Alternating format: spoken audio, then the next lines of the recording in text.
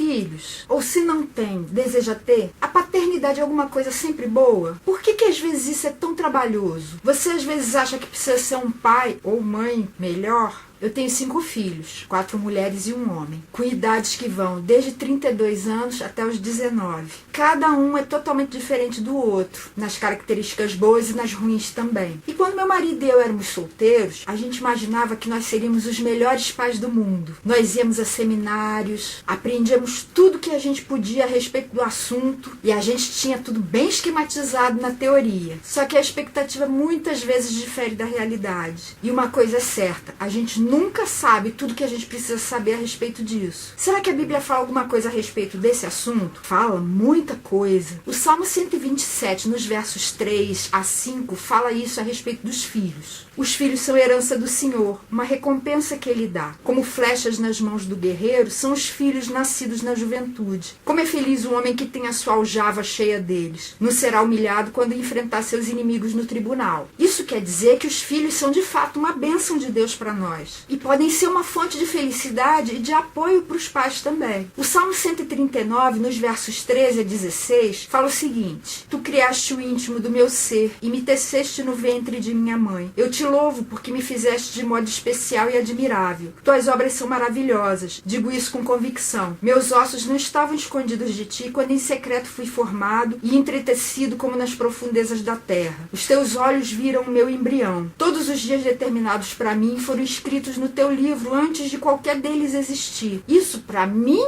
e isso para cada um dos nossos filhos também. Deus nos fez com poder, com sabedoria e com amor. E com individualidade também. Fala aqui que cada um de nós é especial para Ele. Só que o livro de Provérbios mostra uma outra face da paternidade. O capítulo 22, versos 6 e 15, fala assim: Instrua a criança segundo os objetivos que você tem para ela, e mesmo com o passar dos anos não se desviará deles. Uma outra versão fala: Ensina a criança o caminho que deve andar, e mesmo quando for velho não se desviará dele. E também que a insensatez está ligada ao coração da criança, mas a vara da disciplina a livrará dela. Então toda criança precisa ser corrigida. Não só as mais rebeldes ou mais problemáticas, mas todas elas precisam de correção. E o capítulo 13, verso 24, diz que quem se nega a castigar seu filho não o ama. Quem o ama não hesita em discipliná-lo. A gente deixar de corrigir o nosso filho é sinal de que a gente não o ama de verdade, porque a gente vai estar trazendo muito problema para a vida dele. Ou seja, disciplina é sinal de amor. A carta aos Colossenses mostra várias situações a respeito da vida familiar. E o capítulo 3, nos versos 20 e 21, fala o seguinte: Filhos, obedeçam a seus pais em tudo, pois isso agrada ao Senhor. Pais, não irritem seus filhos para que eles não desanimem. Então, nessa relação entre pais e filhos, é possível haver desobediência ou obediência da parte dos filhos e irritação dos pais em relação aos filhos. O pai tratar o filho de uma forma que ele fique irritado. E Paulo está aconselhando: não faz isso não. E tanto a desobediência como a irritação desnecessária do filho podem ser evitados num contexto de submissão mútua. Depois lê o restante dessa carta para você entender o contexto todo. E Deuteronômio, no capítulo 6, versos 4 a 9, mostra alguma coisa que é importantíssima a gente ensinar para os filhos. Ouça, ó Israel, o Senhor, o nosso Deus, é o único Senhor. Ame o Senhor, o seu Deus, de todo o seu coração, de toda a sua alma e de todas as suas forças. Que todas essas palavras que hoje lhe ordeno estejam em seu coração. Ensine-as com persistência a seus filhos. Converse sobre elas quando estiver sentado em casa, quando estiver andando pelo caminho, quando se deitar e quando se levantar. Amarre-as como um sinal nos braços e prenda-as na testa. Escreva-as nos batentes das portas de sua casa e em seus portões. Isso não quer dizer literal. Tem um monte de judeu que hoje em dia amarra aqui na testa ou no braço um pedacinho da lei. Mas não é isso que Deus está falando aqui. Ele está falando: olha, que essas palavras estejam tão presentes na sua vida, no seu dia a dia, que você não tenha como evitar vivê-las e falar delas para os seus filhos, com persistência. E o capítulo 32, versos 46 e 47, fala o motivo disso. Guardem no coração todas as palavras que hoje lhes declarei solenemente, para que ordenem aos seus filhos que obedeçam fielmente a todas todas as palavras dessa lei. Elas não são palavras inúteis, são a sua vida. Por meio delas, vocês viverão muito tempo na terra da qual tomarão posse, do outro lado do Jordão. O motivo é esse. Essas palavras podem trazer vida para quem as obedece. E se você quer vida para você e para os seus filhos, ensine a lei de Deus, ensine os caminhos de Deus para eles. Só que a Bíblia também mostra claramente que a gente pode ser uma pessoa maravilhosa, ter o coração segundo o coração de Deus como Davi, mas também como Davi falhar como pais. É isso que o segundo livro de Samuel mostra nos capítulos 13 a 18. Dá uma lida lá depois para você ver como ele falhou como pai, com Aminon, com Tamar, sua filha, e com Absalão também. E veja a tragédia que se abateu sobre a vida dele e de toda a sua família, como resultado da omissão dele como pai. E o que a gente vê por aí é que, apesar de serem de fato uma bênção, os filhos trazem muitos problemas. Problemas de comportamento, problemas de saúde, problemas de educação, problemas de finanças, problemas de tempo.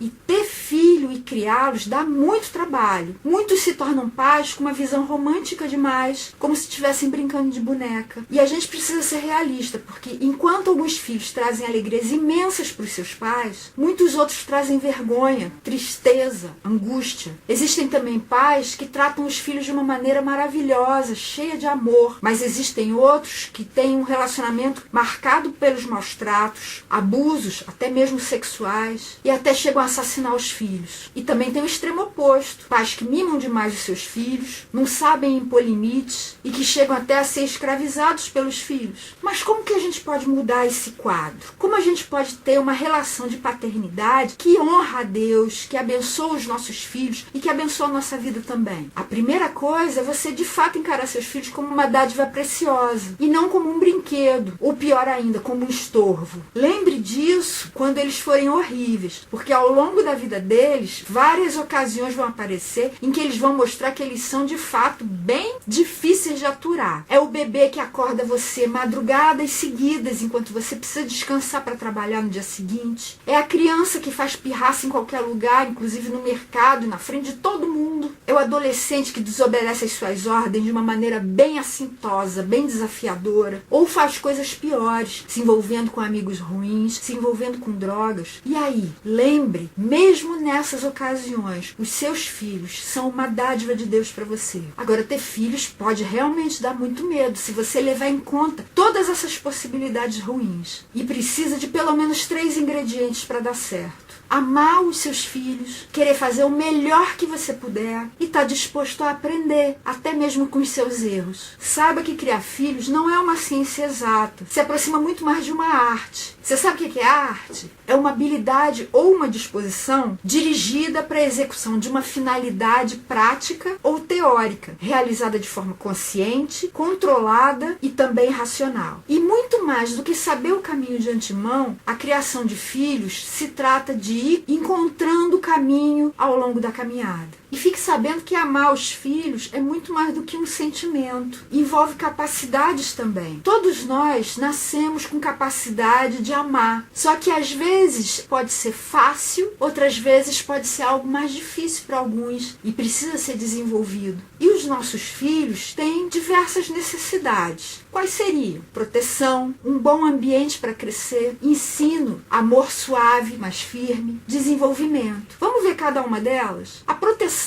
envolve você fornecer alimentação adequada, sem Coca-Cola, refrigerante, doce, um monte de porcaria. E sim coisas que você sabe que vão fazer bem para ele. E fique atento, porque muitas vezes existem alimentos que estão sendo postos à venda que você juraria de pé junto que são bons e na verdade são veneno para o seu filho e para você também. Suco de caixinha, por exemplo, néctar de fruta. Isso é açúcar puro, é uma enganação. Se você quiser saber mais a respeito disso, dá uma olhadinha no vídeo sobre cuidados com o corpo que eu já postei. Envolve fornecer roupas adequadas também, que vão deixar a criança fresquinha durante o calor e quentinha durante o inverno. Envolve abrigo, uma casa para se proteger. Envolve cuidados com a saúde, levar no médico quando for necessário, dar remédio, cuidar da febre. Envolve defesa também. Defesa contra o bullying. Defesa quando quiserem maltratar seu filho. Quando a saúde ou a integridade dele estiver sofrendo alguma ameaça. E envolve salvamento até, porque as crianças se envolvem envolvem em perigos de uma forma extraordinária. É impressionante a capacidade que um filho tem de se perder dos pais, na praia, no shopping, na rua, a capacidade de se afogar também. Todos os meus 5 filhos, de maneiras diferentes, em locais diferentes, em épocas diferentes, quase morreram afogados. O bom ambiente é necessário porque ele fica gravado na alma da criança, mesmo depois que ela se torna um adulto. E ela vai tender a repetir isso que ela viveu na infância com os próprios filhos dela. O ambiente da sua casa é um ambiente de divisão entre você e seu cônjuge ou de união? É um ambiente de discussão ou de amizade? De sarcasmo ou de apoio? Você percebe que seu filho está lá quando você chega em casa? Você percebe que ele está observando você? O ensino é feito principalmente através do que você faz e não tanto pelo que você fala. Se você falar uma coisa e fizer outra, o que você faz vai falar mais alto. Então você precisa ser modelo, porque as crianças aprendem por imitação. E às vezes a gente tem dificuldade com isso porque nós mesmos tivemos modelos ruins. Os meninos precisam de bons modelos masculinos. As meninas precisam de bons modelos femininos. Mas saiba, pai, que as meninas também precisam da sua presença masculina para aprender como lidar com os homens também e ser uma relação saudável e não uma relação de sofrimento. Portanto, homens, brinquem com os seus meninos de luta. Ensinem como ganhar e como perder, a interagir de uma forma saudável com outros homens. Levem-nos para passeios com outros homens também. Vão pescar, vão acampar. Ensinem sobre as coisas do universo masculino. Carros, motores, máquinas, bicicletas, cavalos, computadores, pescaria, marcenaria, o que for. Pode até ser alguma coisa que você mesmo não domine, mas que você gostaria de ter aprendido. Então vão vocês dois aprender juntos. E não exija perfeição. Vibre com cada progresso e incentive. Ensinem seus meninos a respeitarem as mulheres, começando pela mãe deles e pelas irmãs também. E ensinem seus filhos a saberem fazer as coisas em casa. Você e sua esposa, você e sua mãe, você e qualquer figura feminina que exista no seu lar. Ensinem seus meninos a saberem cozinhar, a saberem arrumar a cama, a saberem arrumar a casa. Meu filho sabe, e eu tenho o maior orgulho de dizer que ele cozinha muito bem. E como esse vídeo é sobre paternidade, vocês, homens, devem ensinar as suas meninas a respeito do universo masculino também. A saberem lidar com dinheiro, a consertar carros, a consertar coisas. Uma das minhas filhas sabe consertar tudo. E eu também tenho orgulho de dizer isso. Foi meu marido que ensinou. Não só para ela, mas para mim também. Conversem com suas meninas e admirem sua inteligência, não só sua beleza. Desenvolvam a capacidade delas de interagirem com o sexo oposto, sempre com respeito mútuo. E esse amor suave, mas firme? Vamos ver cada um separado? O amor suave é a capacidade de dar carinho, de dar afeição sem pressão, sem tensão, deixando o seu filho à vontade para poder contar com você, para poder confiar em você. E o amor firme é a capacidade de criar regras claras que envolvam principalmente a segurança do seu filho e o respeito às demais pessoas. E fazer com que essas regras sejam cumpridas com uma intenção amorosa, sem ceder nem se irritar, para que o seu filho tenha uma vida mais feliz. E a gente sempre precisa buscar o equilíbrio entre esses dois tipos de amor, o amor suave e o amor firme. Você quer saber se você está tendo amor suave suficiente, amor firme suficiente e se os dois estão equilibrados? Existe um teste bem simples que envolve 4 questões. Eu vou falar 2 frases sobre o amor suave e 2 frases sobre o amor firme. Para cada frase você vai marcar uma pontuação de 1 a 5, sendo que 1 significa de jeito nenhum e 5 significa totalmente. Depois você vai somar a pontuação do amor suave e vai somar a pontuação do amor firme. A sua pontuação para cada tipo de amor vai variar de 2 a 10. As frases sobre amor suave são as seguintes: eu abraço muito os meus filhos e adoro agarrá-los e dizer que eles são maravilhosos. Marque sua pontuação de 1 a 5. A outra frase é: eu sou uma pessoa calma, não me apresso e posso passar horas com os meus filhos, aproveitando sua companhia. Marque sua pontuação de 1 a 5. Agora você vai somar a pontuação da primeira frase com a pontuação da segunda. Vamos agora para as 2 frases sobre o amor firme. Eu sou uma pessoa clara, enérgica e que estabelece regras para os meus filhos, que sabem quando eu estou falando sério e quase sempre obedecem. Marque sua pontuação de 1 a 5.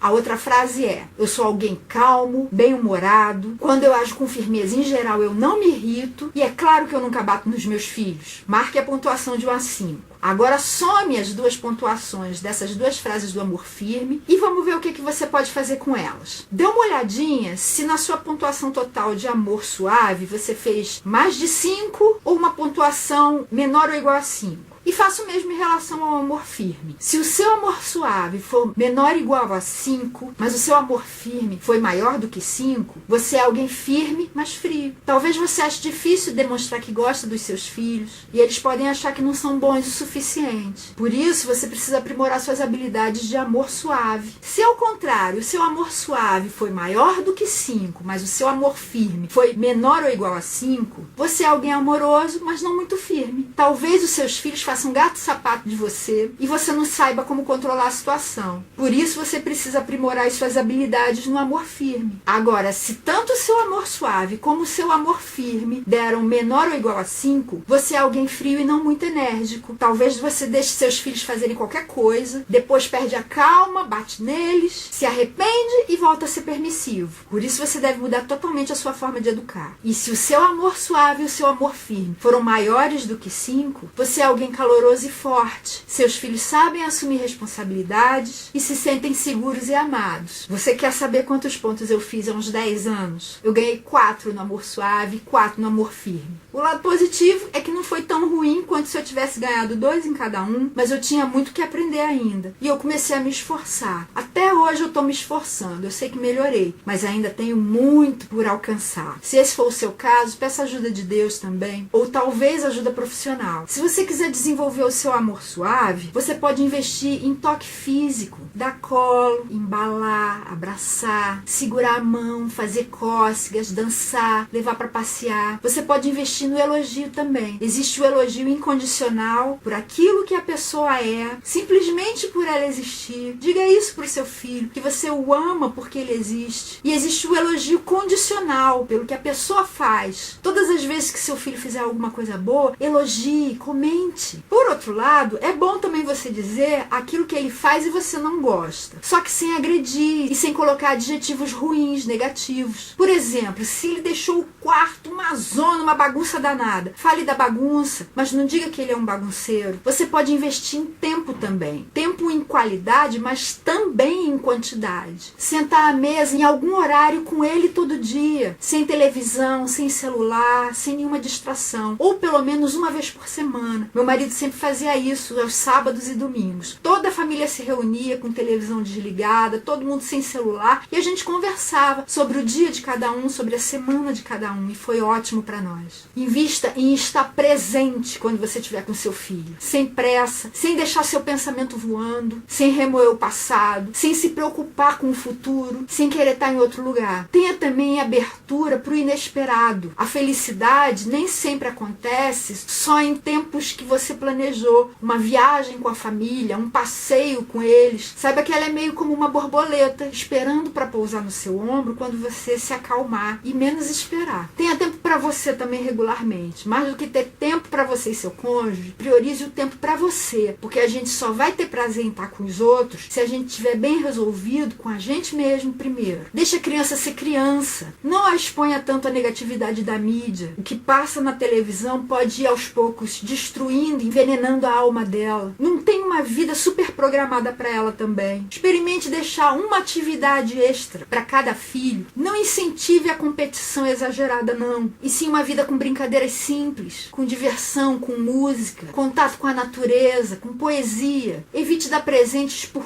culpa, porque você não tá lá. Lembre que seus filhos precisam mais de você do que das coisas que você dá para ele. Tenha cuidado, porque esse mundo tá muito inseguro. Esteja presente sempre para proteger a sua criança. E se for preciso, reveja as suas prioridades. Se você quiser saber mais a respeito de revisão de prioridades, dê uma olhada no vídeo que eu já postei sobre realização dos sonhos. E como desenvolver o amor firme? Em primeiro lugar, você tem que ter bem estabelecido na sua mente que a disciplina torna a vida mais fácil e mais feliz. Não só para os pais, mas para os filhos principalmente. Dá um trabalho danado. Mas sinceramente, quem não quer ter trabalho não deve ter filhos não, porque é uma responsabilidade muito grande. E quem deixa os filhos fazerem o que bem entendem, não os capacita para viverem no mundo real. Eles vão ter muita dificuldade de arrumar emprego ou se arrumarem, se fixarem nele, obedecendo às regras. Vão ter dificuldade em casar e manter um casamento, em cultivar amizades, em saberem fazer negócios, em andarem dentro da lei. Então, a partir de 1 ano e meio, 2 anos, quando as crianças começarem a mostrar traços de rebeldia, você tem que estar pronto para exercer esse amor firme. Isso exige uma mudança mental, porque antes disso, você só se preocupava em manter o seu filho feliz. E agora vai precisar deixá-lo infeliz, entre aspas, por alguns instantes, mas por um motivo muito melhor, muito maior. É importante que você não ache engraçadinho quando ele fizer uma arte. E você pode, muitas vezes, só prevenir os problemas por meio de uma boa alimentação, com pouco açúcar, por exemplo, para que ele não fique tão agitado, simplificando a vida de modo a que ele não seja uma criança estressada, tendo uma rotina lógica que facilite a vida dele, dando para ele diversão que deixe cansado. Por exemplo, levar para a praia, levar para a piscina, levar para o parquinho para subir nos brinquedos, trazendo de vez em quando novidades para a vida dele, coisas boas, e fazendo o que muita gente pode chamar de suborno, mas que na verdade é ensinando para ele como abrir mão de alguma coisa agora para ter outra melhor, abrindo mão da gratificação imediata por uma gratificação melhor ainda mais para frente. Por exemplo, ele não quer deixar o outro coleguinha brincar com aquele brinquedo. Você promete para ele que se ele deixar, você vai deixar ele brincar muito mais tempo com aquele mesmo brinquedo depois. Agora, se não der certo nenhuma dessas medidas e o seu filho precisar de fato ser disciplinado, você não vai precisar bater, não vai precisar amedrontar, não vai precisar fazê-lo sentir-se culpado, não vai precisar humilhar, não vai precisar deixar ele isolado. Quem vai precisar talvez ser isolado é você, se você tiver com muita raiva, até que a sua raiva passe. Deixe-o no quarto um instante, você longe dele, não para que ele fique isolado, mas para que você se acalme o mais rápido possível e depois volte para discipliná-lo. O que você vai precisar fazer vai ser confrontá-lo com esse comportamento, trazendo um certo mal-estar pelo que ele fez, só que sem machucar. Para quê? Para ajudar a criança a encontrar um caminho melhor. Isso se chama parar um momento e negociar. Como é que você faz isso? Primeiro, você identificou que tem alguma coisa errada, envolvendo principalmente a segurança da criança ou o desrespeito a alguém e que precisa ser consertado. Muitas vezes é uma ordem que você deu e ele acabou resolvendo desobedecer. O que você vai fazer? Você vai levar para um canto, seja pequenininho ou seja já um adolescente, para que a criança possa parar para pensar. Se for uma criança pequena, que certamente vai se debater, vai espernear, você segura por trás, para que não atinja você, e você fica segurando até a criança se acalmar. E fica repetindo isso para ela. Eu vou largar você só depois que você se acalmar. Falando sempre com uma voz calma e suave. A partir do momento em que a criança está calma, ou o adolescente está calmo e disposto a ouvir você começa a dialogar. Esse diálogo vai variar conforme a idade da criança. Mas o principal é que o seu filho consiga ver o que foi que ele fez, exprima o que ele queria com aquilo e pense no que ele deveria ter feito. Algumas vezes pode ser que você precise ensinar, que ele tenha agido assim por desconhecimento mesmo. Então ensine. A partir do momento em que você ensinou, pergunte para ele o que ele vai fazer agora. E depois que ele disser, peça para ele lhe mostrar na prática, ali mesmo. A quinta necessidade da criança é de desenvolvimento. Todo pai deve ser capaz de enxergar o potencial do seu filho, mesmo que esteja mais ou menos escondido ainda. Veja esse potencial não para que ele participe de uma competição, mas principalmente para que ele consiga desenvolver tudo aquilo que Deus lhe deu, tudo aquilo que Deus deseja que ele seja, para que ele seja uma bênção e seja abençoado. Isso envolve conhecer a Bíblia também, conhecer a vontade de Deus para a vida de todo ser humano, desenvolver um relacionamento do seu filho com Deus. Tenha você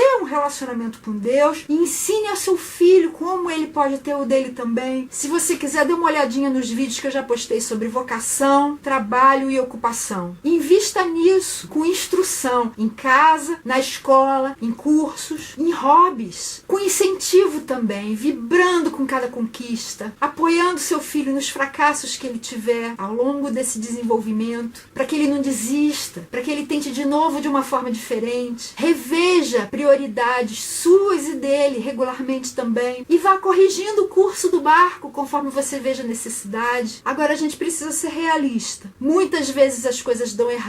Muitas vezes os filhos não correspondem às expectativas que a gente tem deles. Seja porque você sonhou alguma coisa que não tem nada a ver com o caráter e com as características dele. Seja porque ele teve alguma doença incapacitante, alguma deficiência física ou mental. Ou porque o seu filho fez mais escolhas, não quis ouvir você, escolheu amizades ruins, não quis te dar ouvidos. Eu sei muito bem o que isso representa, porque um dos meus filhos, quando tinha 17 anos, decidiu que iria para uma outra cidade, junto com uma amizade muito ruim que tinha arrumado, largaria os estudos e ia trabalhar para viver, sem a menor qualificação. Isso foi um período de enorme sofrimento para mim. E eu sei perfeitamente o que o pai do filho pródigo sentiu, quando seu filho pediu a sua parte na herança, com o pai ainda vivo, e resolveu ir embora de casa, para bem longe. Eu sei perfeitamente o que essa parábola significa. Se você nunca leu, dá uma olhadinha nela. Agora, se esse for o seu caso, deixa eu dar uma palavrinha para você. A primeira coisa que eu quero dizer é que você não deve se culpar, mesmo que você identifique lacunas, falhas na educação que você deu para o seu filho. Deus está no controle de todas as coisas. Até mesmo essas coisas ele usa para o bem. E por mais difícil que seja acreditar nisso, saiba que cada um tem o seu caminho próprio com Deus. E alguns precisam passar por essa trilha para que possam aprender. Tem gente que aprende da forma mais fácil, mas tem gente que aprende da forma mais difícil. Às vezes, quem demora mais para se desenvolver acaba indo mais longe, sabia? Lembre sempre do valor do seu filho, mesmo que ele esteja mostrando o seu pior naquela ocasião. Exercite a confiança em Deus. Ultimamente tem se falado muito em fake news, mas isso não é fake news. A confiança em Deus não deixa ninguém decepcionado. Pode exigir muito de você, pode ser uma dureza, mas nunca vai decepcionar você no final. E se você está achando que confiar em Deus não deu certo, é porque o final da história ainda não chegou. Continue orando pelo seu filho, mas por você também, para que você continue tendo confiança no futuro que Deus reservou para ele. Tente imaginar esse futuro com seu filho dando o melhor depois que passar por tudo isso, porque ele precisa passar primeiro. E continue dando o seu melhor por ele, com amor, com bondade, com esperança e com firmeza sempre que for preciso. E aproveite as mínimas oportunidades que Deus fizer aparecer, oportunidades de mudança, oportunidades de mostrar algum caminho melhor para o seu filho. Não oportunidade de pregar, mas oportunidade de amar. Saiba que as tempestades vêm para